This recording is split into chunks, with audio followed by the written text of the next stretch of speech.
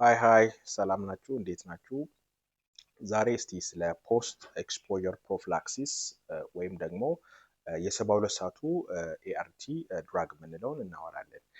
ስናወራም ደግሞ ለነማን ነው የሚያስፈልገው ወይም እነማን መውሰድ አለባቸው፣ በስንት ሰዓት ኢንተርቫል ውስጥ መወሰድ መቻል አለበት፣ ለምን ያህል ቀናት መወሰድ መቻል አለበት፣ ከመወሰዱ በፊት የሚያስፈልጉ ምርመራዎች ምን ምንድን ናቸው፣ ሲወሰድ የሚኖሯቸው ተጓዳኝ ሳይድ ኢፌክቶች ምንድን ናቸው፣ ዘን ስታንዳርድ ሬጅመኑስ ምን ይላል። ዘን ከጨረስን በኋላ መቼ ቼክ የምናደርጋቸው ቴስቱን እናያለን ማለት ነው። ሶ የመጀመሪያው ምንድን ነው፣ እነማን ናቸው ፖስት ኤክስፖዠር ፕሮፊላክሲስ የሚያስፈልጋቸው? እንግዲህ ፖስት ኤክስፖዠር ፕሮፊላክሲስ ማለት ከስሙ እንደምንረዳ ለኤችአይቪ ቫይረሱ ኤክስፖዝ ወይም ከተጋለጥን በኋላ የምንወስደው አንቲሬትሮቫይራል ድራግ ማለት ነው። ስለዚህ ይህ መድኃኒትን መውሰድ ያለባቸው አንደኛ ኒድል ስቲክ ኢንጁሪ ያላቸው ወይም ደግሞ ዋይል ኬሪንግ ፎር ኤችአይቪ ኤድስ ፔሸንት ኬር ሲያደርጉ እንደ ድንገት ኒድል ስቲክ ኢንጁሪ የመርፌ መወጋት አደጋ የሚያጋጥማቸው ብዙ ጊዜ እነኚህ እንግዲህ ሄልዝ ፕሮፌሽናል የጤና ባለሙያዎች ላይ ነው የሚኖረው ማለት ነው። አንደኛ እነሱ ናቸው። ሁለተኛ ብለድ ስፕላሽ ወይም ደግሞ ቦዲ ፍሉድ ስፕላሽ የደም መረጨት ወይም ደግሞ የሰውነት ፈሳሽ ወደ ሰውነታችን ላይ መረጨት which means ሙኮሳ ለምሳሌ አይናችን ላይ፣ አፋችን ውስጥ ወይም ደግሞ ሌላ የተላጠ የቆዳ ክፍል ካለን እዛ ላይ መረጨት ካለ እሱም አንድ ሪስክ ነው የሚሆነው። ሶስተኛው አንፕሮቴክትድ ኢንተርኮርስ። ስለዚህ አንፕሮቴክትድ ኢንተርኮርስ ዊዝ ኤ ናውን ኤአይዲኤስ ፔሸንትም ሊሆን ይችላል ወይም ደግሞ ያልታወቀ ለምሳሌ ተደፍራ ከሆነች who knows that will be a risk ስለሚሆን እሷም as well as ኮንዶም ብሬኬጅ while protected sex ሆኖ ግን ኮንዶም ብሬኬጅም ካለ with a known ARVI patient እነኚህ ሶስቱ በጣም የሚያስፈልጋቸው ናቸው ማለት ነው። ሁለተኛው መቼ ነው መወሰድ ያለበት፣ በስንት ሰዓት ኢንተርቫል ውስጥ መወሰድ አለበት? እንግዲህ የሚለው ምንድነው አሱን አስ ፖሲብል ነው ቢቻል እስከ 2 ሰዓት ባለው ሬንጅ ውስጥ አፍተር ኤክስፖዠር እስከ 2 ሰዓት ባለው ሬንጅ ውስጥ ቢወስዱ አሪፍ ነው ይባላል።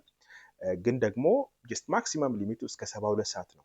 እስከ 3ኛው ቀን ድረስ መቆየት ከተቻለ እስከ 72 ሰዓት ነው። ከዛ ካለፈ ግን ሌስ ኢፌክቲቭ ኦር ኦልሞስት ምንም ቤኔፊት አይኖረውም ማለት ነው። ራዘርዛን ወደ ትሪትመንት ነው እንጂ መሄድ ያለብን ወደ ፕሮፊላክሲስ ወደ መከላከል አይደለም መሄድ ያለብን ማለት ነው።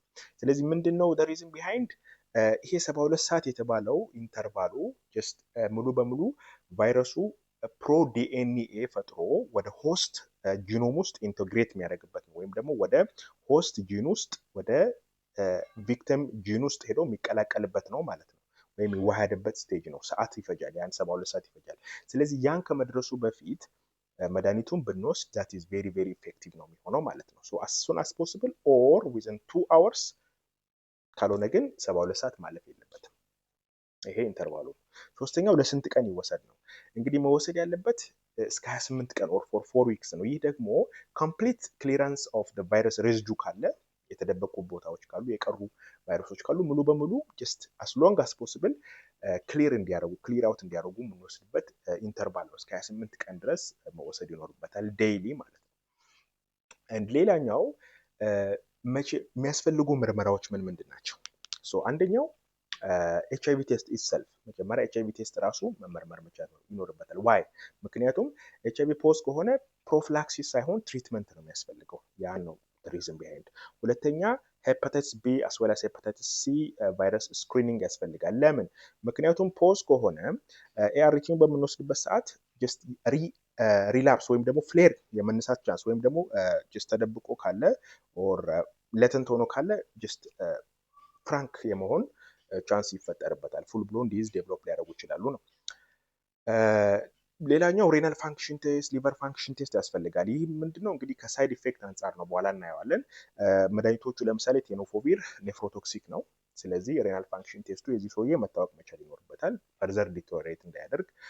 ደልተግራቪር፣ ላሞቭዲን እነኚህ ደግሞ ሄፓቶቶክሲክ ናቸው። ስለዚህ አሁንም ሊቨር ስታተሱ ፋንክሽኑ መታወቅ መቻል ይኖርበታል ማለት ነው። ጉድ ሌላው ሰው ብዙ ጊዜ የሚፈራው ሳይድ ኢፌክት በጣም የተጋነነ ይመስለውና ብዙ ጊዜ ጃምፕ የማድረግ ወይም ደግሞ ነን አድሄር የመሆን ነገር ይታያል። ሳይድ ኢፌክቱ ብዙም የተጋነነ አይደለም። ሞስት ኮመኑ ምንድነው እንግዲህ ማቅለሽለሽ፣ ማስመለስ እንዲሁም ማስቀመጥ ለተወሰነ ጊዜ ይኖራል። ያም ቶለረብል ነው የሚሆነው ማለት ነው። ስለዚህ ብዙም የተጋነነ ሳይድ ኢፌክት አይኖረውም። the other one the standard regimen is this the ART tenofovir ላሞቮዲን ዴልተግራቪር ፎር 28 ዴይስ መወሰድ አለበት። ሶ ዋንስ ከተወሰደ ከጨረስን በኋላ ጀስት ነን አድሄረንት ሳንሆን ወይም አድሄረንትሊ ሙሉ በሙሉ አንድ ቀን ጃምፕ ማድረግ የለብንም። አንድ ቀን ጃምፕ አደረገ ሚንስ ኢፌክቲቭነሱን በዛው ልክ እንቀንሳለን ማለት ነው። ዜርፎር ለ28 ቀን ሙሉ በሙሉ ይወሰዳል።